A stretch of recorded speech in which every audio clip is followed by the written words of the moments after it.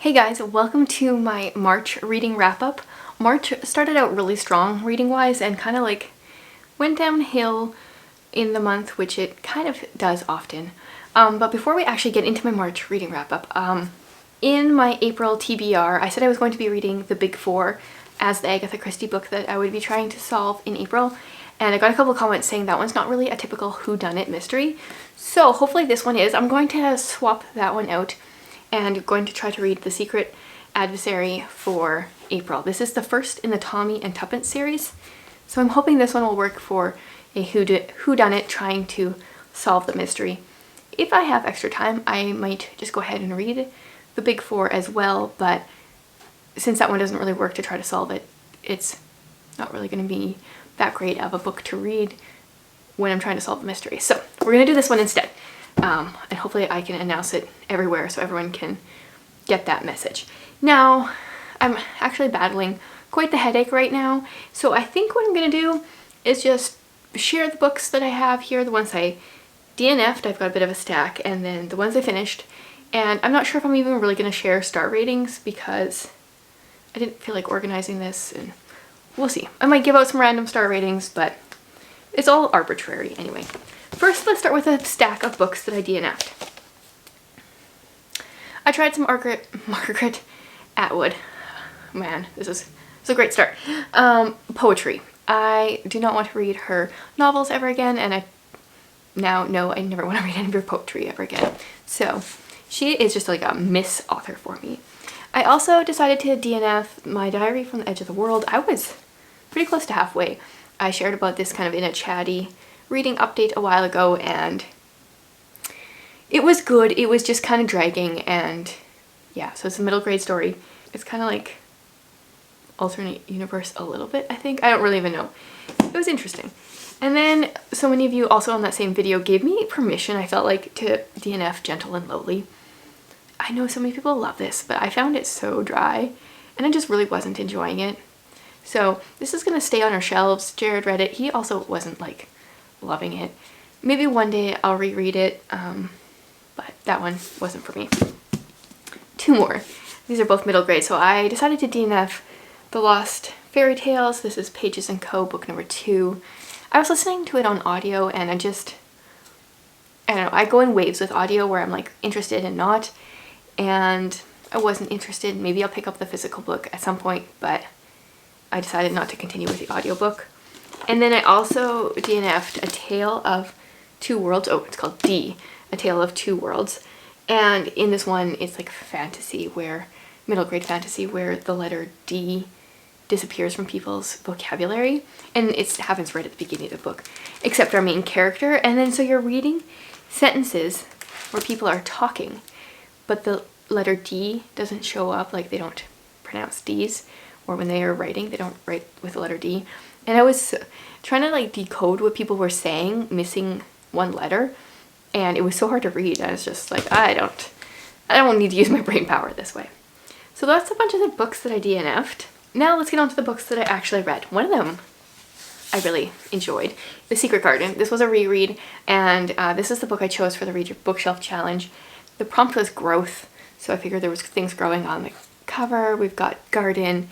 Actually, oh yeah, there's actually some other books here that would fit as well. I think this is my third or fourth time reading this story about Mary Lennox, who moves from India to England to live with her uncle when her parents have died, and I really love her character growth. I like The Secret Garden. March is the perfect time to be reading this, as you're listening to the talk of the moors and the wind blowing on the moors, and then the things growing, and it was good. And I just like keep raving about this. I shared so many snippets of the illustrations when I was reading this over on Instagram, but the illustrations are just spectacular in this edition. So that was a really good reread. Okay, we're just going in order here, and this is going to be a bit of a rant. This book is called The Enlightenment of Bees. Now, if you're here and you're like, why would you pick this book up? This is nothing like what you normally read. You're absolutely right. I read this book as a part of a book club with a bunch of Christian booktubers, and it was one of those books where I thought going into it, it was a Christian book, so I was like just kind of like waiting for that moment to arrive. And this is published by Thomas Nelson, which was taken over by HarperCollins. So it's actually by the HarperCollins Christian Publishing something or other. Christ is not mentioned one time in this entire book. And now, if you've been here before, you know I read non-Christian books. But when a book is marketed as a Christian book or published by a Christian publisher, it needs to have Christ in it. Like, it just doesn't make any sense. And we had a really good discussion for a bit with the booktubers, and we were talking about how, like, this one actually, if anything, it's like spiritual and new agey, especially like the Enlightenment of Bees. Yeah, I would rant about this for a very long time if I thought it was trying to be a Christian book, but the thing is, it's not. But because it's by a Christian publisher, I feel like this can be so dangerous in the hands of other people.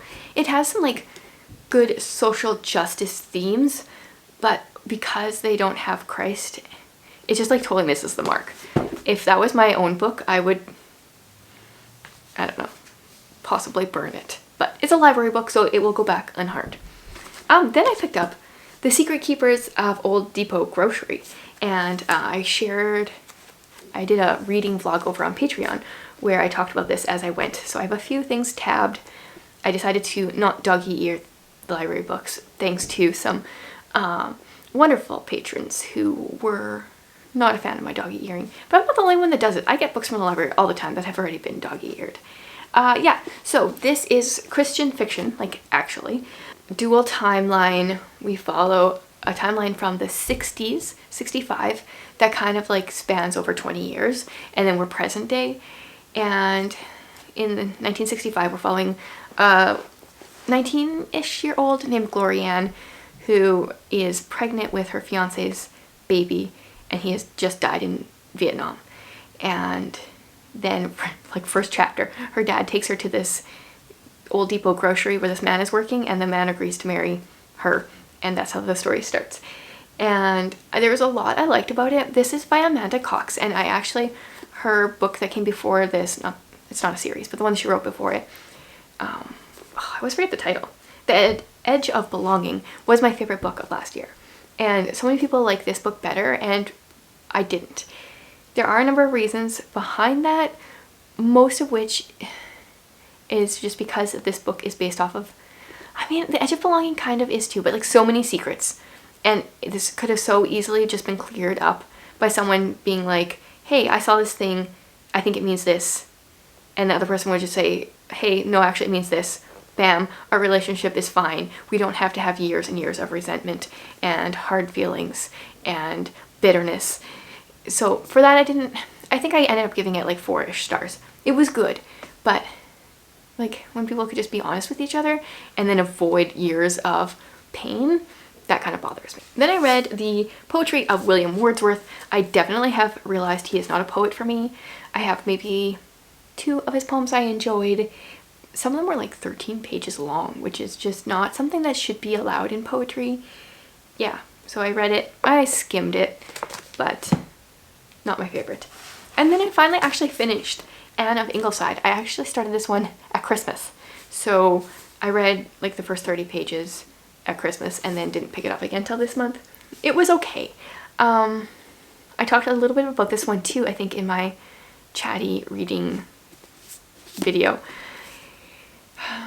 It's just, I miss Anne as when she was younger. I miss Gilbert. He's there, but he's not really part of the story.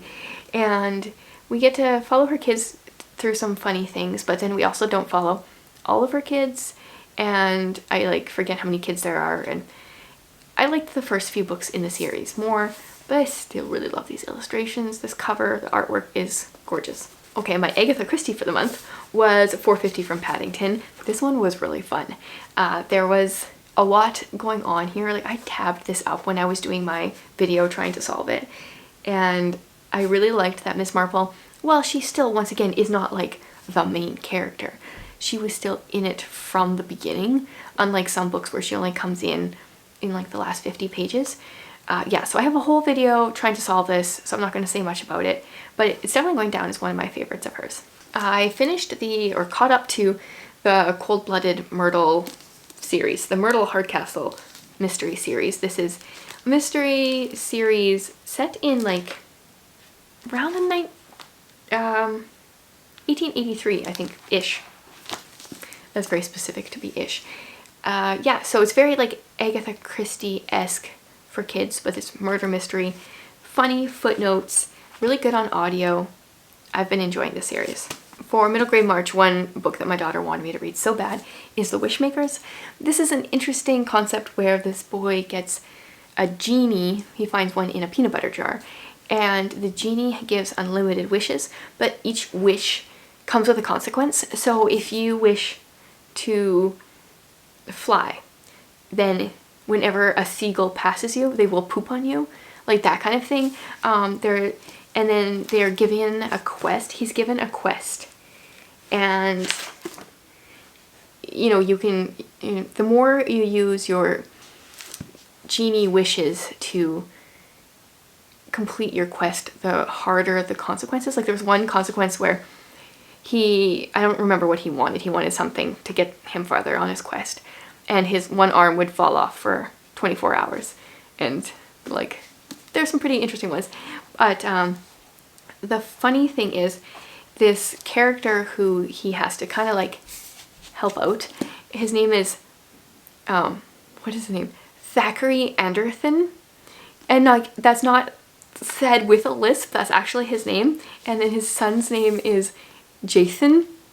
So now every time I need to like say the words Anderson or Zachary or Jason, we in our house just use like Thackeray and Anderson and Jason. And yeah, so I feel bad for anyone that has those names that comes around our house for the next while, because that's what we're thinking. So this was a funny middle grade, like I feel like there wasn't a whole lot of storyline. I can see why it was fun to read for my daughter, but definitely not my favorite. So I read Absolutely Truly. I listened to this one on audio. This is supposed to be a Pumpkin Falls mystery, and I'm so thankful. I think it was Tiffany that said it's not actually really a mystery story. So I knew going into it that it wasn't. It's more of a like, I mean, they kind of solve a little bit of a mystery, but I feel like it's more kind of a hard-hitting middle grade story. And I enjoyed it. It's about a girl whose name is Truly Lovejoy, and her family goes back to her father's hometown to run a bookstore that is struggling, and they're going through some things. Her father has just lost his arm in some kind of military something or other. I don't know the terminology, but yeah, it was interesting. There is 2 or 3 books in the series, so I might continue this when I'm in the mood for more middle grade. Then we did a weekend with Agatha. I did with Angie, and I read The Moving Finger. I reread this.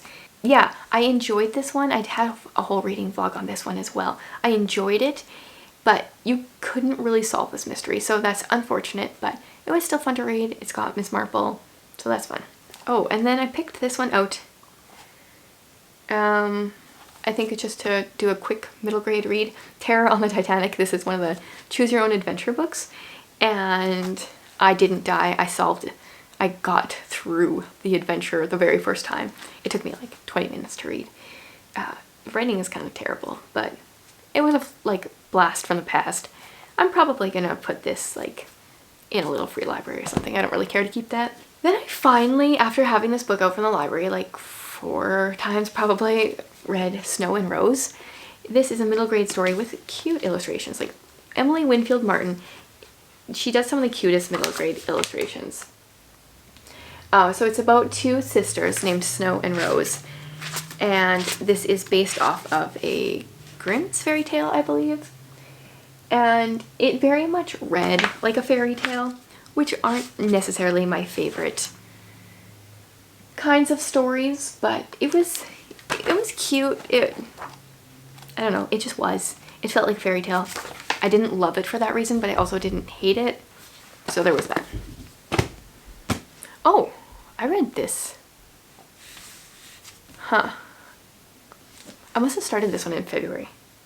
This is on my stack. I don't remember when I finished it. This is The Tenant of Wildfell Hall by Anne Bronte. I'm gonna look in my reading journal. Okay, yeah, so I started this kind of like February 21st and finished it March 9th. Okay.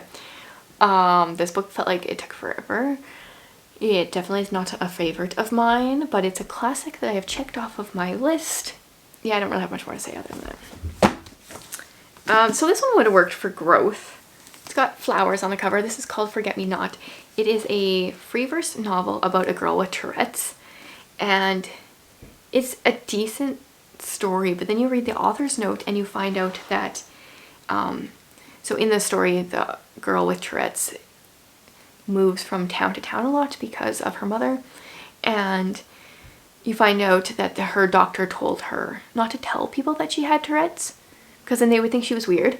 And this is actually something that happened to the author. I think she was diagnosed as an adult, and she, unlike the girl in the story, didn't listen to her doctor, because it's like you're making these twitching like movements. If you don't acknowledge it, people are gonna think you're weird whether or not you have a diagnosis, probably more so if you don't say anything about it. So it was an interesting, I don't know, she did a really good job exploring that, I think. So it was a fast read and it was good. I've never read anything about someone with Tourette's before. And then, so this was the other book my daughter really wanted me to read for middle grade March, When Stars Are Scattered. This is a graphic novel about a true story of the boy. His name is Omar, and him and his brother were stuck in a refugee camp in Kenya for years. I don't remember the details now, like a long, long time. And finally made it to the States, and this is their story. It's very well done.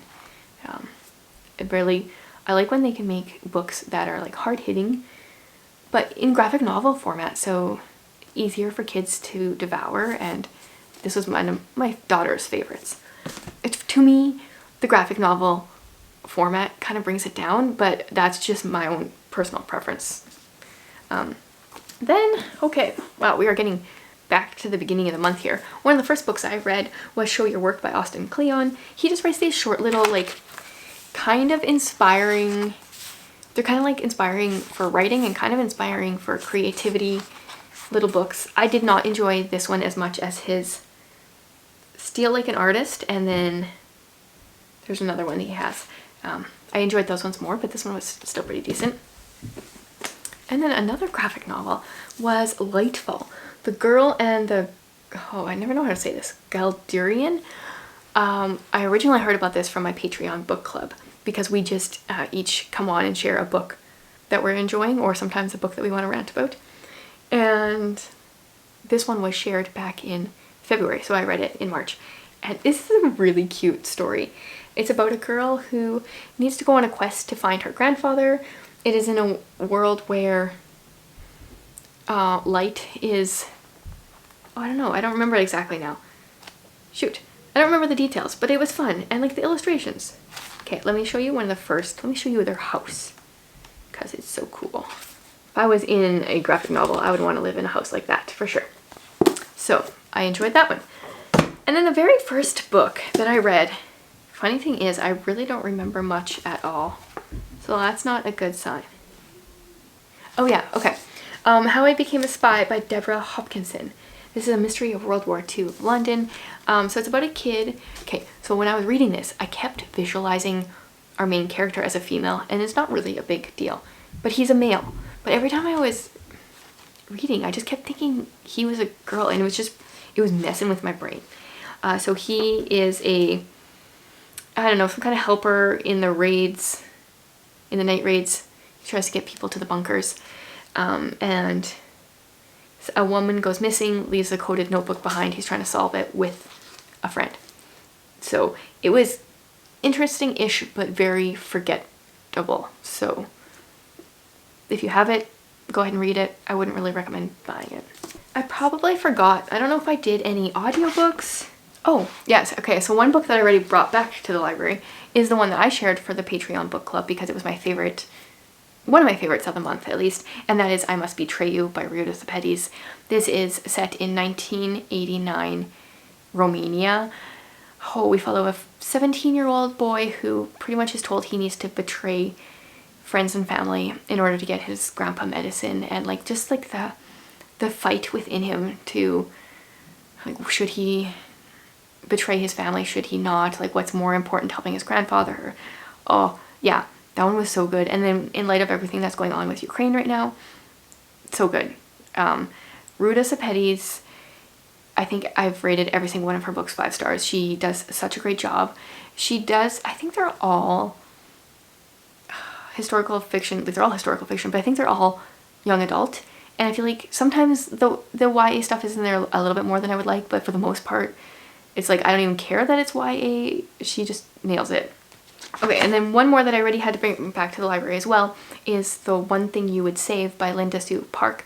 This is a poetry book about the answers, kids' answers to the question, what would you save if your house was on fire and your like family and pets were safe? What physical thing would you take? And I think it's called a poetry book, but it's like based on some kind of Korean type of poetry, but then she took liberties with it and it didn't feel like poetry at all, so I didn't like that. Like, I like poetry. This also would have been good if it wasn't poetry, but the fact that it was called poetry but it didn't feel like poetry was weird. Some of the answers were very interesting. It was, I couldn't really tell based on her author's note if these are actual answers or not. Some of them were very shallow, which is fine, that she was like asking middle grade students, but some of them were so deep. It was interesting to see, and then it also made me think, like, what would I save? So I think that's all the books that I read in March.